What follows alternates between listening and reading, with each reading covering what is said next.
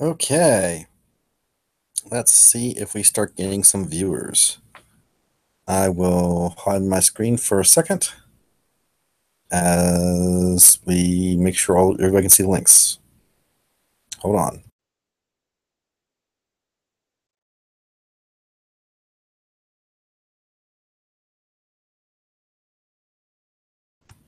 Oh, we got viewers. Excellent. Okay, um, let's go to the control room. Sure, we can have the live uh, feedback. Um, I assume that nobody can see uh, the group chat that I just started. Um, let's see if I can.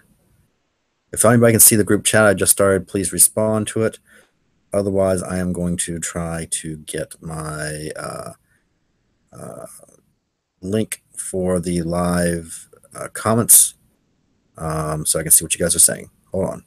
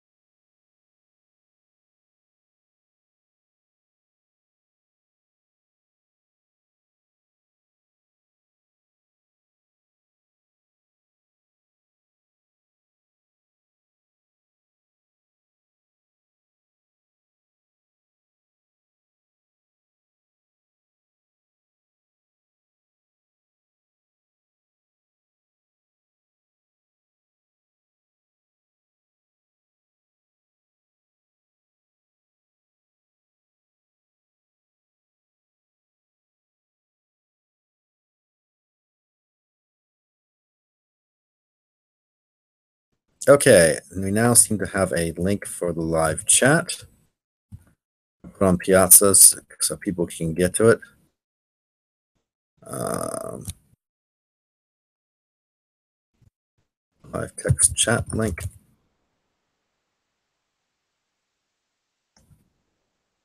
Oh, it's a similar format, but if you don't know it, you never figure it out.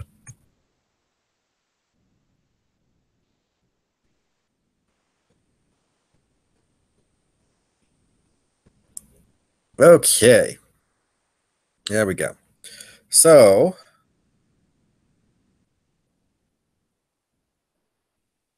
I got some questions. My intention today was, well, let me make sure I can still see you guys. I like the older system a whole lot better than I like this new system. This thing has been a bit of a problem for me. Okay, so my intention today was talk about some algorithms that are uh, a little bit different from what you saw in the book, binary k-means, and a few other problems that we will have as challenge questions a little bit. Let me see if I can find some space on my whiteboard that where this can work. I'm gonna have to go outside because some of the stuff is just too messy. Okay, we may go outside just a little bit for my whiteboard. Let's start off, however, in with some questions from the follow-up discussions. Um, let's see here. Um, this is from Yali Ren. Uh, in L7 machine learning, lesson 7 machine learning, we have learned some basic knowledge about unsupervised learning, supervised learning, and reinforcement learning. We have also learned some common machine learning methods such as KNN, naive Bayes, MAP, decision tree, random forest, artificial neural nets, k-means, Gaussian mixtures, etc. Following questions are an application for supervised, unsupervised, and reinforcement learning. Okay, the supervised is when you actually have a training and test set. We talk about cross validation, and so you actually say have lots of example images of an apple. like lots and lots, thousands of images of an apple and thousands of images of an orange. And all we're doing is trying to make a computer vision system that can tell the difference between an apple and an orange. But we know ahead of time, here's all these apples, here's all these oranges. We tell it what it is. We train it up on 1,000 images of an apple, thousands of images of the orange, and then we give it some images it has never seen before of an apple or an orange, and we judge and we see how well it works. Unsupervised is when we have a system where we are just giving it lots of images, saying lots of images of apples and oranges, and then we actually have it try to figure out what how many different classes of images there are. And so it might actually, separate things out, maybe by color, by orange and apple. But in practice, of course, there's lots of different apples that might be orange-ish. And so it might actually, come up with many different classes of things. And then and then it can tell you, is it class 1, class 2, class 3, class 4. This is extremely useful in situations where you don't know what the classes should be. For example, with our work on dolphin vocalizations, we don't know what the dolphins are doing with their vocalizations, especially with this higher frequency stuff they're doing. And so we're using unsupervised learning to try to figure out what classes there are. And then we're going to try to associate those classes with their behaviors and say, oh, this is a mating buzz, or this is an aggression, a dominance display. And so we're going to try to use unsupervised learning, get these classes, and then go acoustically, and then go back at the video and say, oh, here's probably what these things mean. And once we do that, we might actually iterate and change to a supervised system once we have some sort of meaning of it. And what we've discovered is recently is that sometimes the unsupervised stuff, actually, unsupervised learning sometimes actually helps us overcome our own biases on supervised learning. For example, in speech recognition recently, we've always used these Mel-Kepstra features, but recently deep learning has shown that perhaps there are better features out there. In fact, deep learning gave us better features to use, and then we threw it into standard Markov model systems, and indeed it worked better. So there is definitely use both in unsupervised and supervised. Now, reinforcement learning is when you're providing some sort of evaluation function, some sort of goodness function, which helps direct where the algorithm should learn next. For example, there's been a lot of work by Andrea Tomas, who's a former Georgia Tech professor here, and in reinforcement learning for human-robot interaction. So human is trying to show the robot different tasks to do, and the robot's trying to optimize for that. And we'll ask the user different questions to help it learn. So it's a more interactive process. Reinforcement learning also there's a set of algorithms associated with it where you get that sort of feedback, and it's progressive feedback. Okay, so let's see. That answers the first question. Neural nets normally relates to deep learning. Does deep learning run supervised, unsupervised, or reinforcement learning? Could you explain more details about deep learning? Okay, so deep learning is basically just neural nets. There is somewhere around here, I have my book, my Benjia book. And a lot of it is basically the same stuff I learned back in the 90s at MIT. You can tell, this is kind of silly, but you can tell, a machine learning professor by how many of these books they keep around them. This is just what's on my desk right now. I should put those back.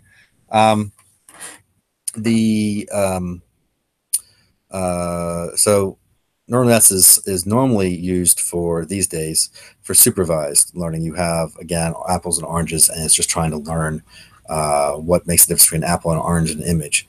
However, There's some little tweaks you can do in the deep learning scheme where it can be used for discovery as well, for unsupervised learning.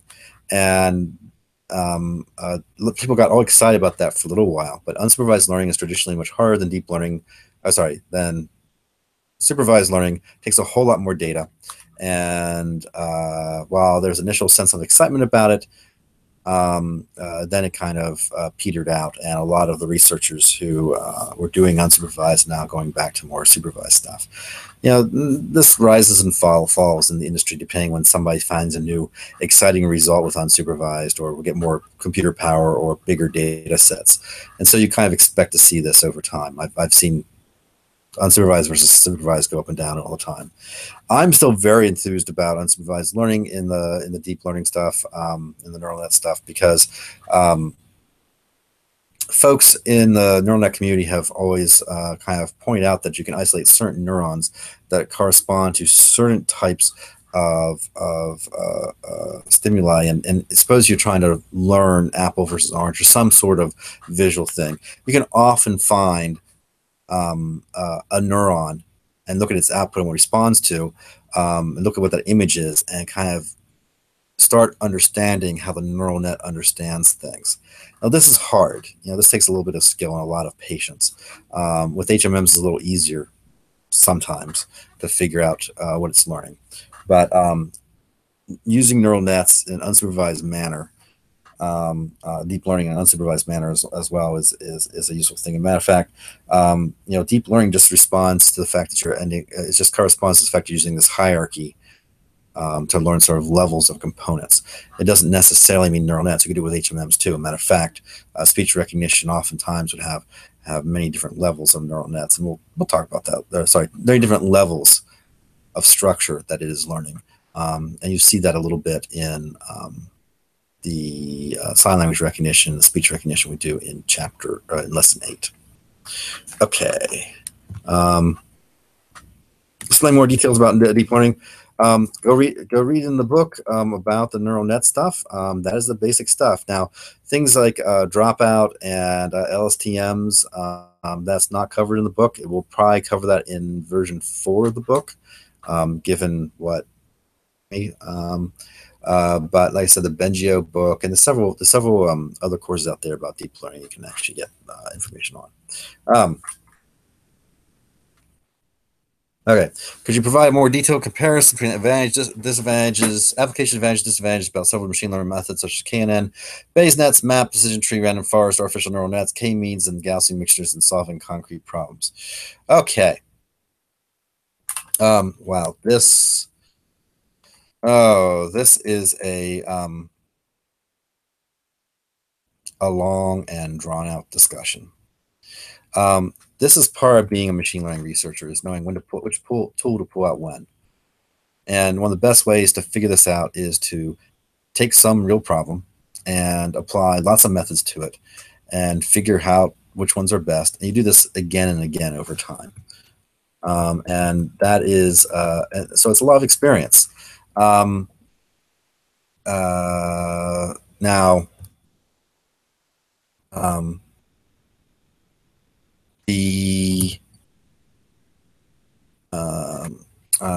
a lot of times it depends also what your application is. So, for example, we're recently making a system for looking at errors while people are typing on physical keyboards, like BlackBerry style keyboards. And what we wanted to do is learn how people make those errors. It turns out they're often off by one. Your thumb is too big to hit both to hit the buttons uniquely. And so what you do is you can disambiguate what button people meant to type based off the timing of the button presses and the structure of the keyboard. And so we just used a simple decision tree on that. And indeed, it could get 90% of its accuracy in determining errors and fixing those errors simply with like 10 rules, with 10 simple rules. And the reason why we kept with decision trees is because, number one, we were trying to figure out what was going on. And so with decision trees, it's very easy to just follow the decision tree and actually figure out what the machine learning system is doing. So that was number one thing. Number two thing is we really want to make a system that we could embed in the microcontroller of the BlackBerry. And so that was something that we actually got out of this thing. Like I said, it ended up being, I think we actually got most of it in like 4 rules.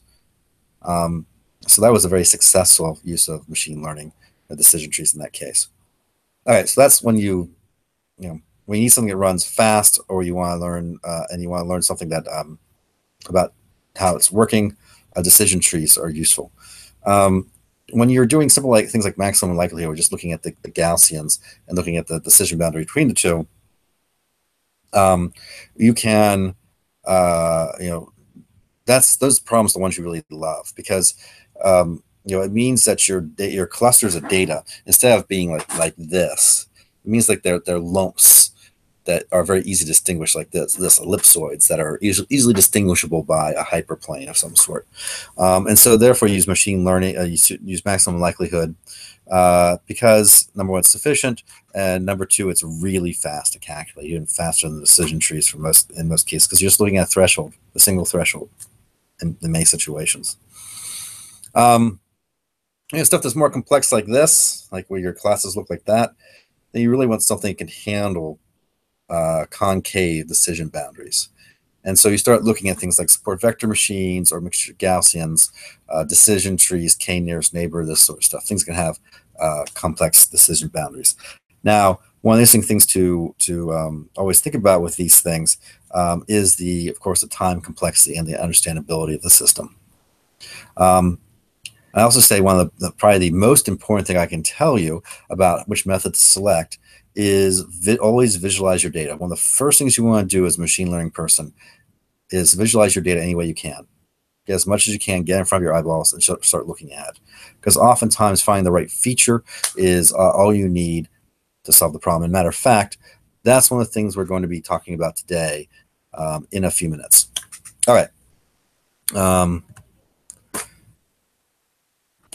From your perspective, what is the prospect? From my perspective, what is the prospect and future research about machine learning in the next 50 years? Well, I have this whole thing on. I guess you guys have not seen this lecture, which is one of the reasons why I'm doing these special office hours today. I want to give you guys some sense of some of the stuff I've been covering in class that I haven't had a chance to do with y'all, and that's called symbiotic AI. And so what I'm going to do is, hopefully, if everything works properly and I don't blow up the connection, I'm going to be showing you a talk I presented at Augmented World Expo about the future of machine learning and where I think our weak points are and where we might go in the future. So give me a second. I'll get to that in just a moment. Finally, what is your suggestion advice for students who hope to learn solid machine learning skills or to make machine learning research? All right. The big thing about machine learning is, just like almost everything else in academia, is apprenticing to some master. Get a research project where you're doing a real state-of-the-art problem. Working with some professor on a real problem and see how they work. A lot of machine learning is learned through osmosis, through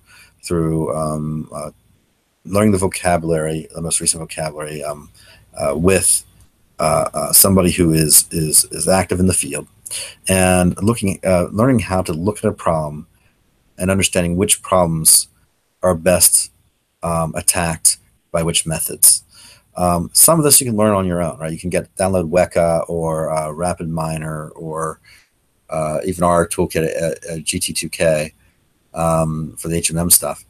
And you can apply these toolkits and all these different methods to different problems. And with Kaggle these days, which you're seeing on your assignment, there are so many different competitions which are more or less real. And so you can actually, even without apprenticing to a professor or somebody who's in the space, you can start learning a lot competitions and looking to see what methods work. and looking at how these things are done. But nothing beats the that interaction with doing state of the art research in the field. So find yourself a mentor and work with them on real problems. Now, I'm going to mark that one. Oh, here we go. Oh, here comes a step. I didn't quite see all the questions, so you refer to that OMSCS students can do an independent study with a professor called A903.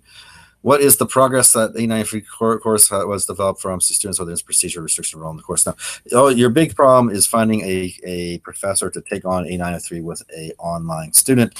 This is not something we've done before, and it is the first time I'm doing it this semester. Last semester, I did my first anti-plagiarism work, and so now I have a team of 6 A903 students who are working on anti-plagiarism software with me. And y'all will see the results of that work shortly.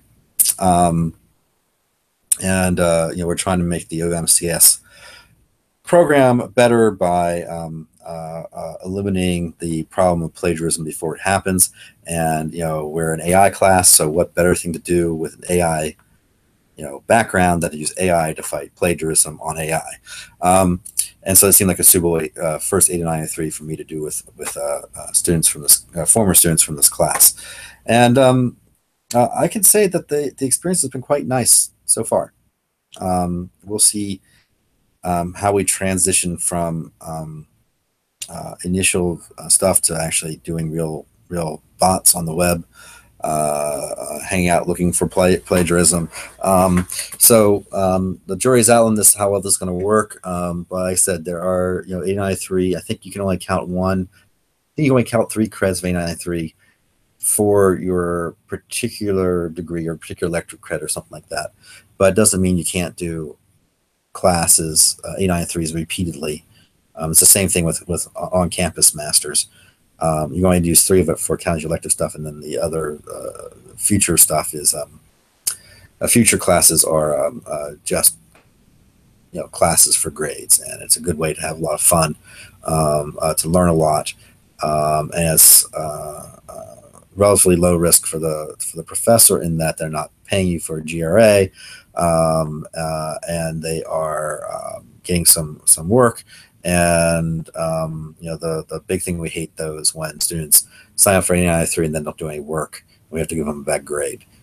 So if you go to sign up for A903, understand that 3 units of A903 is 9 hours of work a week for 16 weeks. So you're going to put in 144 hours worth of work minimal on that topic.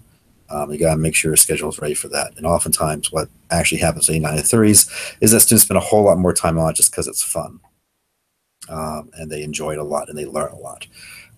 So yes, the big thing with A903 is finding a professor to say yes, that they'll take you under their wing and do independent research with you. And since OMSCS is still relatively new and this part of it's relatively new, that's kind of difficult to do right now. Okay, there was one other question, which was, I might not be able to say your office hours, you put recordings to Piazza. Yes, in fact, that is what the link is for. So hopefully you are watching this an hour from now. Okay, having said all that, since I'll mark this one as a resolve, since people were asking about, since Yali was asking about what is future of machine learning, I'll talk a little bit about what I did in class. Other questions. Will it be report recorded? Yes, that's what I'm doing. Open-ended. Well, I have a particular thing I'm trying to do. Now let me go to my live stuff. BIC, Bayesian inference criterion. Wikipedia is different from the Bishop book. I thought a link. Okay, so this is Vicky asking in 2 places at once, which is great. I made sure I saw it. I believe, didn't we put in the assignment the Bishop book the chapter, so you could actually look it up there? So I think you want to use it from the Bishop book. I have to go look at the assignment. Yeah, I would go with the Bishop book, unless, let's see who's doing this. Ravi and Jang were doing this. We can go to assignment 5 and post that. I believe Bishop is the right thing to use. Okay.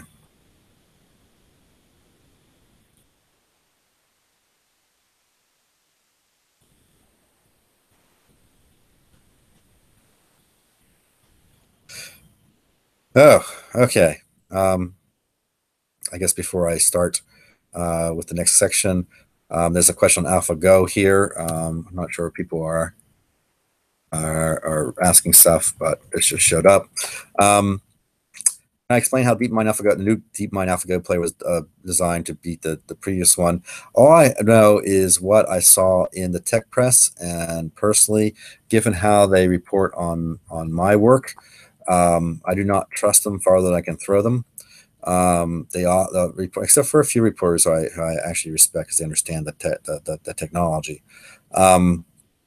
A lot of times what we see in the tech press is has very little to do with reality, and so I have not yet talked to the AlphaGo folks to see what's actually going on there. But the press claims that the system just played lots and lots of games and learned from playing the games using reinforcement learning how to play, and that system actually beat the carefully crafted AlphaGo, where they're using combinations of previous human games and deep search and everything to beat the human player. I simply do not know. Sorry. That was something that. You guys. So I use this as part of my lecture in class. So this actually came from a online student, I believe. So you guys didn't hear that. Yeah, the announcement of this happened right before I started talking about unsupervised learning in class, and I mentioned that it had happened, but I don't know the details. Sorry. Okay, so I'm gonna mark that as resolved in that I don't know. All right. Now let us see if I can pull up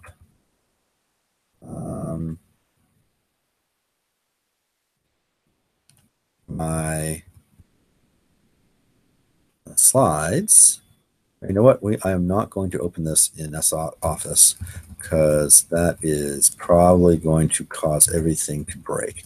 Let me instead open this in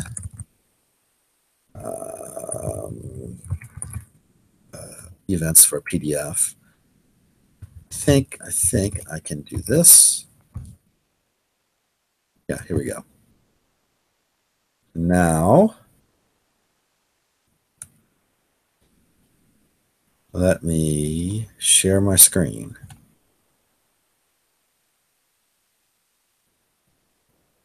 Okay, do you guys see that? Yes, you do. Okay. So now if I go to present mode, okay, we'll go back and forth here. So this is something I went through with the on campus class, and this is a short talk I gave recently at Augmented World Expo, talking about the next stage of AI and why I use wearable computers as a way of looking at AI problem. And so one of the things that has happened in artificial intelligence is this idea of embodied cognition. This is Rod Brooks. He is the former director of Artificial Intelligence Lab up at MIT, also a colleague of mine. He also founded iRobot, and his new company is, I'm blanking out right now, it makes Baxter. Oops, pardon me, folks. Let me kill this off.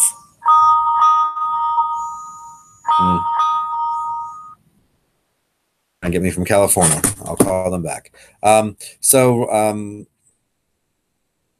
stated that even if we made an AI that was successfully intelligent and can learn and can think at a human level, it would be very hard for us to understand that we actually achieved artificial intelligence because it does not talk to us or live in our world. It doesn't have the way to communicate with us. If we had an AI that was just doing TCP/IP, how would we know it was actually intelligent? Something that we can actually interact with. And then Rod goes even further and says, hey, look, a lot of our intelligence is built into the environment around us. The doorknob, we recognize a doorknob as a doorknob, even though we've never seen it before, because it's on a door, it's at the right height for our hand. Even if we don't know how to use it, we push it, pull it, turn it, twist it, do all sorts of things until we figure out how to use it. And generally, that takes seconds.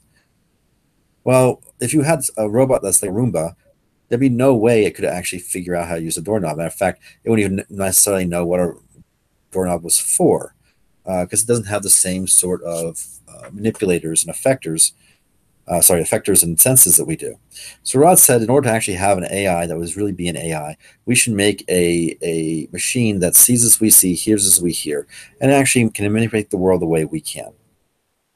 And that's why he made Cog. Cog is a 500-pound robot bolted to a desk, and he learns from example. And one of the things when I visited Cog, I was a fencer in college, and so I immediately dropped into a fencing stance and started to teach Cog how to fence. And while Cog started to move his hands in roughly the right direction, his footwork was atrocious because he was attached to a table.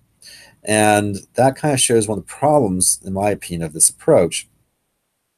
We really want to create a robot that is going to learn how to interact in the human world.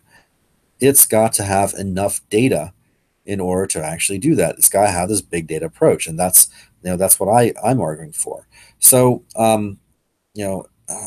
nobody's going to take Cog home and treat it like a baby and speak to it and coo to it and give it some mobiles to play with and touch and interact with. Cog is just not going to get enough data to really in the real world. So let's do something a little bit different. Let's use a wearable computer and put cameras where my eyes are, microphones where my ears are, put motion sensors on my hands, and let the computer learn how to be intelligent from me. Machine learning, discover the human world, how to interact with it. To do that is just to observe. Here is, for example, is the system that my student David Minen used. It was kind of like a fitness sensor back before these fitness sensors really existed commercially. It was the same sort of accelerometer, gyro, magnetometer you put on the that you have in a smartwatch today, but it was wired. It went put on the back of an exercise glove, and he did 32 different dumbbell exercise routines. Now, these 32 different dumbbell exercise routines were made up of 6 different exercises or different routines, and then we did activity discovery on it and got motifs. Each motif has a different color. As you can see, once you just label the motifs through time after you've discovered it, you can actually just look at this and kind of see where the different dumbbell exercises were, right? Which is kind of cool. So what the system did is, without telling it anything about what it was looking for, it automatically discovered that there were 6 dumbbell exercises. And the output of the system was both the exercises and their recognizers. Now, the idea is that I could put on this fitness sensor, go do their weight training. And after a few days of this, the system would say, oh, I understand that you are, here's something I see that you do all the time. You do 6 of these first in your exercise routine. What are they? I might call them a flat curl. Then it says, okay, and you do 10 of these. What's that? That's a shoulder press. And so the user this is a data-driven way where the system actually discovers these exercises, discovers this data, and goes back to the user and asks them, say, what do you call this? And in this way, we're not biasing the system with our human labels. uses a data-driven approach to discover what's recognizable, and then ask the user for their names. This is a very different way of working than the supervised stuff we talked about earlier. This is sign language, and this is an old data set that I did for my master's thesis back in the mid-90s, and it was a system that allowed us to, this video allowed us to go back and try to use discovery on sign language, and of the 500 phrases, each made with 40 different signs, for 23 of those signs using the same algorithm that was used for the exercise discovery stuff. Later on, we started using appearance-based stuff, and actually we could actually learn it from the pixels. Interesting thing along the way here is this is some stuff by Darnell Moore and Irfan Issa back in 2000, I believe. They realized that if you want to recognize objects, you do not need to recognize an object by how it looks. You can recognize the object by how you interact with it. If I just track my hands, they will provide me the clue as to what it is the object I'm manipulating. For example, the motions made for paging through a book look unlike anything else that you're going to see. And so it's very easy to recognize when you're interacting with a book just by looking at the hand motions. Similarly, we're going to skip through this. Similarly, you can do things, you can not just look for individual objects, but sets of objects. You can learn to recognize things like making coffee, or making a sandwich, or making a peanut butter sandwich, or making a cheese sandwich by the objects you're interacting with, how you interact with them, and the components that they are. And one of the things you can do, the key observations here is from a first-person approach. When I'm looking at the user's eyes, the world does not change except for what I change. In the constrained environment, the world does not change except for what I move. So if I just track the hands and look for moving objects, I can now actually discover the objects needed to make coffee. For example, here, we're just segmenting out the hands and segmenting out the object. In this case, the object, this used to be here. Can go back and forth a little bit here. We are just showing that we can discover that this is something you're manipulating, and it came from that bottle. And we can do that here. So we can actually look for changing of states of objects. And this is very cool because now I can actually look for any sort of videos or any sort of activities. I can look to see what objects you're touching, how you're manipulating them, and then I can identify these procedures just by this bag of objects and actions. This is a very powerful idea. I think this is very cool, and I think that where we're going to go for machine learning in the not too distant future is more stuff like this, where we actually use the first-person perspective to train a computer how to live in the human world using a wearable computing approach. At least that's what my research is all about, and there are other researchers who are beginning to do the same thing. Has done some work in the space. Lisa Jim Ray and Alireza Fathi have done this work, which I think is tremendous.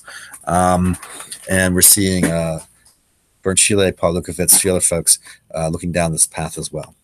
Okay. And we're skip back because we have more stuff to cover today. We have a lot more stuff to cover. So now let me get out of that and see if you guys have any questions on that before I go forward. First of all, probably have to reload this. And where's my live chat? There we go. No questions on that. Okay. So now I talked about unsupervised algorithms. Well, let's do a couple challenge questions. We're going to go from supervised to unsupervised in just a second here. Now, what I need to do is take you guys with me out to find a clean whiteboard. We may be interrupted because I'm going to go out to my office, but hopefully I can go erase some space and interact with you guys there. Oh, I need to find my pens.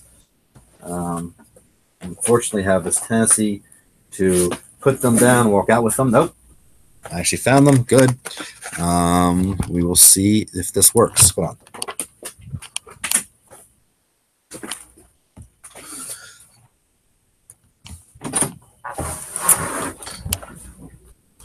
Okay. Let us. Okay, we are going to try to use this small section. This is going to be a bit difficult. Can I do this well? I think the answer is yes, I can. Excellent. So, if I remember correctly, you guys should see this in the correct orientation. So, let me erase these conversations. By the way, these are research conversations I've had. That is too far away for you to see. Erase this.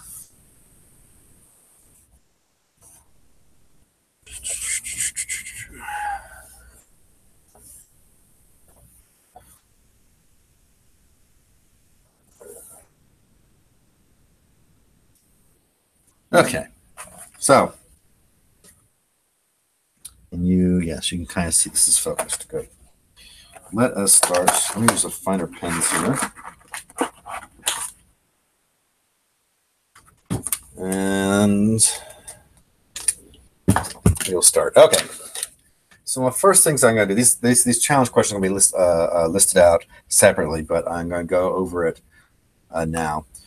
Suppose I have a neural net where I have inputs I1 and I2 and output O1.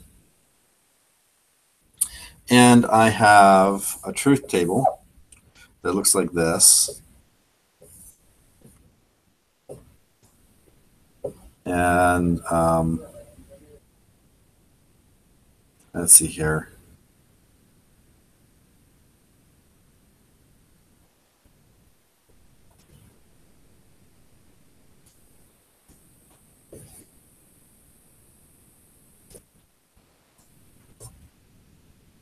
And that is my training data.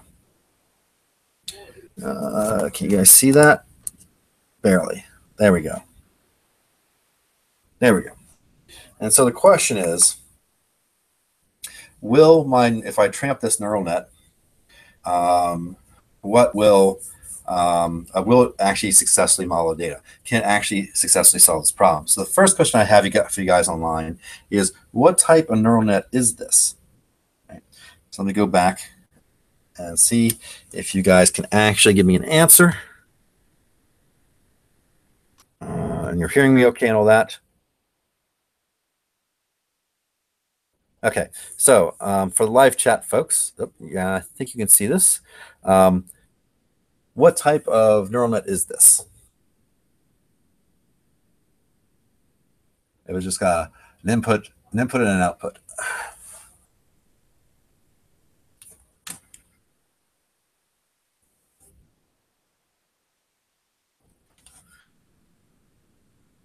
Perceptron, exactly. Thank you for not leaving me hanging. Great. So that's a perceptron. So when I look at this, look at my truth table. 0, 0, 0. So 2 inputs 0, the output 0. 1, 1, 1, that's a 0. Okay, this is kind of perplexing. 0, 1 is a 1, and a 1, 0 is a 1. Everything else is consistent. For a truth table like this, what type of function is it?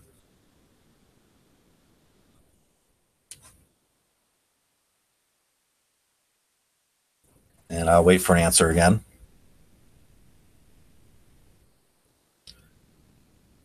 Oops, I should get out of the way. So again, the question is, what type of function that we're modeling here? We're trying to model. XOR. Thank you, Mark. Precisely correct. It is an XOR.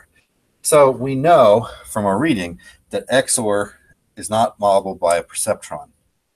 Okay, this is extremely useful to know. Let me think about this for a second. So generally I have my input here. And so I have two classes, one here, this is one class. This is the other class, right?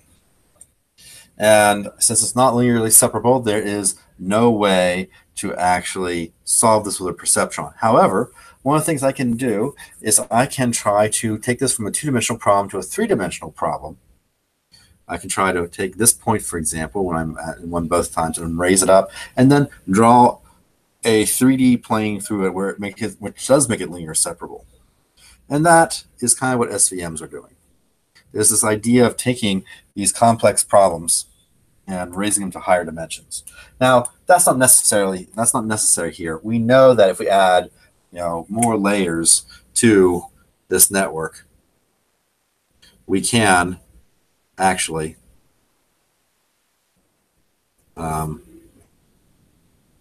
solve XOR with a hidden layer. As a matter of fact, I think there is a challenge question, that we gave you where we actually say, what is the minimum number of nodes you need in a neural net in order to do an XOR? And that should already be out, but I'll check to make sure it is. Okay, so now let's go on to the next problem I have for you. And that is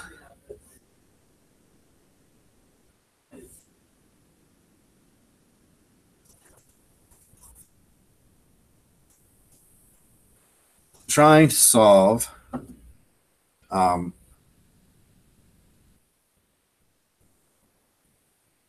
this problem with k-means. So I have, do it this way. I have data points in the center here. And I have data points around them. And say, this is r equals 1, and most of these data points are, r equals 0 to 0.1. And so here's the question. If I do k equals 2, I do k-means, what am I going to get out of this? Right? I try to do k-means clustering. What am I going to get? Is it actually going to be able to separate these two classes well? The next question is, if I do, a bigger k, say a k equals 5, would it do any better? How about k equals 3? How big does my k have to be in order to actually separate out just two classes? So, because so you guys aren't here with me to actually draw stuff, we'll kind of go through the standard thing. When I start looking at k-means, I might say, I might put let's try something simple. Suppose I just started with the stuff online. We actually have put down two random spots, but instead of being random, let's be a little bit more precise. Suppose I start here and here, right? Well, all of this data is going to go to this side. All of this data is going to go to that side. Sorry, all of this data is going to go to this guy. And so we're going to end up with two means and classes that look like this, basically. And that's not very useful. So as I do this, I want you all to think about, is there a way in which I can actually make my k-means, where k equals 2, actually work out? How would I change the game to actually make this system, actually get a decent result here? So I'll let you think about that as I flail around at this for a while. Sorry, I didn't mean to cause a loud noise there as I bumped the screen. So, with k equals 3, k equals 4, k equals 5, I might start getting things that look like, this instead. Maybe I can get this. Right? That's still not very satisfying. Well, I don't really know what k I should have here. So let's revise our procedure. Instead of using normal k-means, we're going to use binary k-means.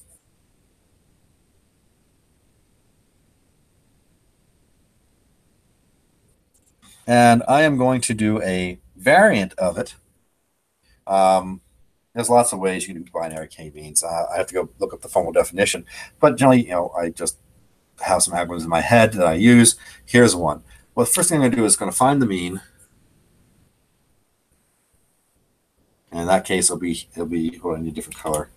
We'll get rid of these greens, and we'll put our new mean here. Okay, so there we go. Actually, let me redraw this. That way, it won't be quite so messy.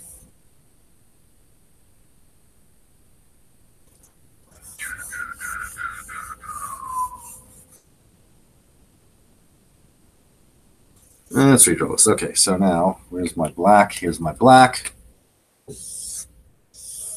I got these points, and I got these points. That was poorly done, but I think you guys can get the point of what I'm doing. Okay, so how do let's make these look better.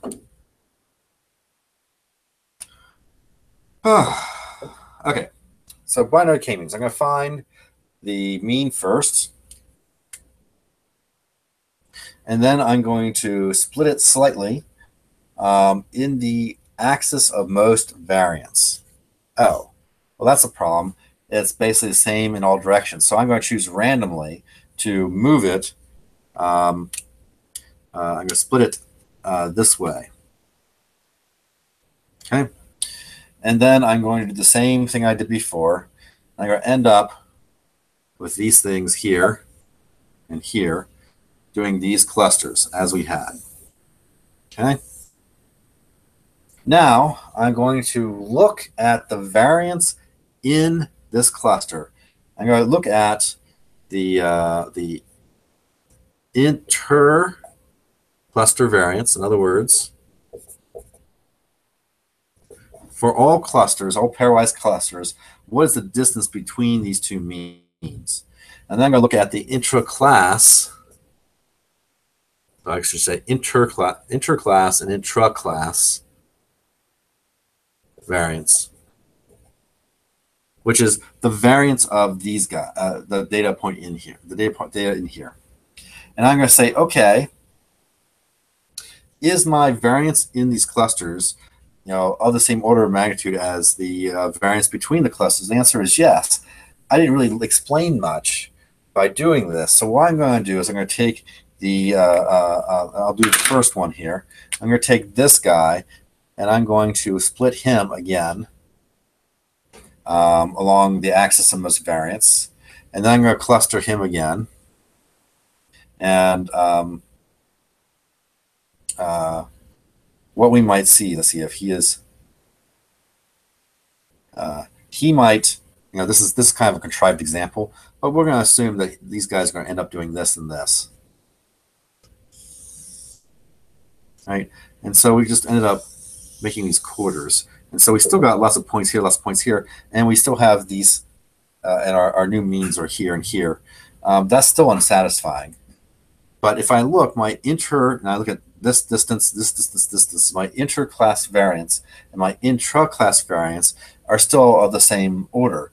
So I'm going to split this guy along the axes of most variance. I got points out here and points here, so I'm going to split along this axis. And now this guy, this mean goes to these folks, and this mean goes to these guys. Right? And now when I look at my intra-class variance here on this guy, it's much smaller. It's also much smaller here. If I do that in all these, in this guy as well, I end up with this and this. And I can end up with the same thing over here as well. I end up with this, this, this, and this. And now I start looking at my interclass versus my intra-class, and this starts looking more reasonable. I may decide to divide these up as well. I might end up doing this.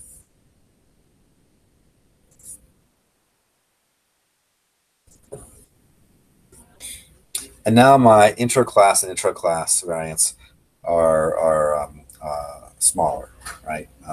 So this kind of looks like 4 pairs of eyeglasses at this point. Now, I ended up with either, depending on how you count, 1, 2, 3, 4, 5, 6, 7, 8, or 8, 12 classes here. Well, I know there's only 2 to begin with. Well, I could do a decent job here. I can say, hey, those 12 classes, they all map, most of them map to the same thing. I divide up the space. And this also just shows you how binary k-means works. I just keep on, looking to see if there's too much variance. And I split the class. So I can end up with, one class, two classes, three classes, four classes, five classes. And it automatically figures out what the k should be. Okay. Now, one thing I haven't mentioned yet is this idea of the fact that I've over segmented. So binary k-means, this thing is all about splitting. Well, there's also an algorithm called isodata, which combines splitting with merging. And isodata says, once I've kind of gotten to the stage where I don't want to split anymore, I look at all my classes and I say, are there any that are very close to each other that should have that should be combined? In this case, I'm looking at my interclass and intra-class variance. Now that's just the one I'm using. And I say, hey, look, this guy and this guy are very close. If I combine their data, how much increase in intra-class variance would there be? The answer is not much. So I'm going to merge these two guys. They have a new mean. And I'm going to look at the rest of them, and I'm not going to merge these folks. They're too diverse. But I can merge these guys and get a new mean. And then I look at these two and I say, hey, I can merge these guys, and I get this new mean. Suddenly I got my through merging, I got my center again. So isodata is both split and merge. And the secret of these things is having some sort of idea of the number of classes you want, but also figuring out what the rule is. In my case, I say split if my intra-class variance is bigger than my intra-class variance. But there's lots of variance. There's lots of important distinctions there, subtleties there. Now, we've done binary k-means and isodata. You can go look up these algorithms on the web. They're everywhere. But now let's take a look at a more clever thing to do. I said I want to do k-means where k is equal to 2. Does anybody have an idea of how I can address this original problem to make k-means much more reasonable?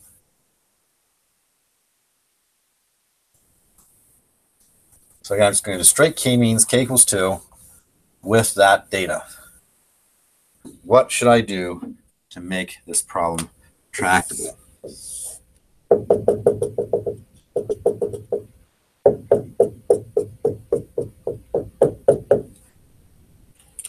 Suggestions? Aha!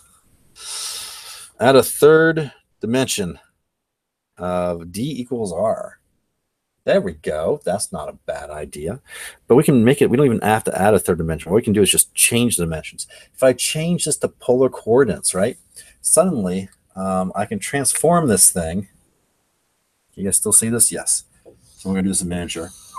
So I now have, if this is theta and this is r, right, suddenly all these points are centered around small r, so they're kind of like in a line here, right? And all these points are at a large r. And now when I do k-means, these clusters come out and we're done. So this lesson is all about feature selection. So the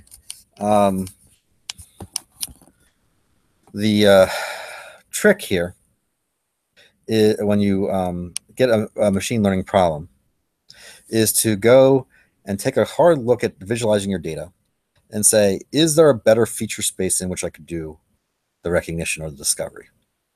And oftentimes the answer is yes. And so an experienced machine learning person, almost always, first thing they try to do is get some sort of eyeballs on the data, right? And then they kind of know what techniques to do, and they try to figure out if there are some features that really simplify the problem. Just like most things in life, a lot of things are, it's a lot of things are really easy, and a lot of things are truly too hard. And then there's this region in the middle that are very interesting, that are it takes some skill to unravel on how to do. A lot of machine learning problems, you can just use Weka or RapidMiner or any of these toolkits and just throw a neural net at or throw a decision tree at, and it'll fall, it'll work. Fortunately, a lot of problems are that way. But the most interesting problems tend to be either impossible or you have to really think about to get progress. And a lot of the field of AI is keeping on finding new problems where our features allow us to do the recognition. Okay, so that is about all I had for today. Let me actually make sure there is no more questions. Next week, oh, by the way, again, go check out the actual challenge questions. Ravia putting them up now. Please don't reveal the answers to your classmates on Piazza because you already know the answers, but it might be useful to look at the formal spec of the problem and then look at this video and see if you understand it. Next week, I will either put out more challenge questions ahead of time or and respond to them, or I'm hoping that I will do a little bonus lecture on principal component analysis versus linear discriminant analysis versus independent component analysis, and allow y'all to get some more of the bonus material I've been doing in class in the past few weeks. Machine learning is my specialty, this type of machine learning, especially the HMM stuff coming up. And so what I want to try to do is share with you guys more information than are just in the normal videos. And so hopefully in the next few weeks we'll get more time together doing this sort of interaction and give you guys some more experience with different problems, different techniques. Okay, I'm going to check to make sure there's no more questions. And we'll go from there. Anything on Piazza? Doesn't look like it. Oh, it's not quite reloaded. There we go. Nope, nothing there. And I don't think there's anything in the live chat. In which case, I will bid you all adieu and see you next week. Same time, same place. And hopefully we're doing this for the next 2 weeks. The weeks after that, we'll be going to a Tuesday schedule. At least this is my plan. Thanks much, folks. Have a good night.